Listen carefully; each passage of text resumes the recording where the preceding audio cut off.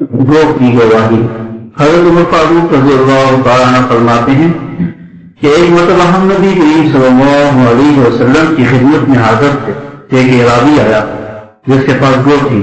وہ کہنے لگا مجھے لات و عزا کی قسم، اے محمد صلی اللہ علیہ وسلم، میں تجھ پر یہ ہرگز ایمان نہیں لاؤں گا جب تک یہ گو تمہاری صداقت کی گواہی نہ دے۔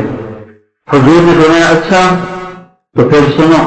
حضور نے گو سے مخاطب ہو کر فرمایا اے گو بول۔ گو سنتے ہی اپنی زبان میں بول اٹھی لبیک یا رسول اللہ۔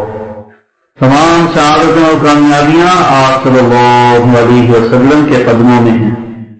حضور نے گو سے پوچھا تم کس کی عبادت کرتی ہو؟ گو نے فوراً جواب دیا اس کی عبادت کرتی ہوں جس کی عرش آسمان میں ہے اور زمین جس کی حکومت ہے اور سمندر جس کا راستہ ہے اور جنت میں جس کی رحمت ہے اور دوزخ میں جس کا عذاب ہے۔ حضور نے فرمایا میں کون ہوں؟ وہ بولی آپ رب العالمین کے رسول ہیں تو خاتم النبیین ہیں۔ جس نے آپ کو پہچان دیا وہ نجات پا گیا اور جس نے آپ کو نہ مانا وہ دونوں جہانوں میں نقصان پا گیا۔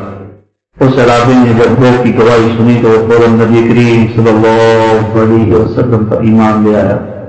حضور نبی کریم صلی اللہ علیہ وسلم کی صداقت و عظمت کا اقرار اور آپ کے خاتم النبیین ہونے کا علم جانوروں کو بھی ہے، پھر جو شخص حضور کی عظمت اور ختم نبوت میں شک کرے اس سے بڑھ کر بد نصیب کون ہوگا؟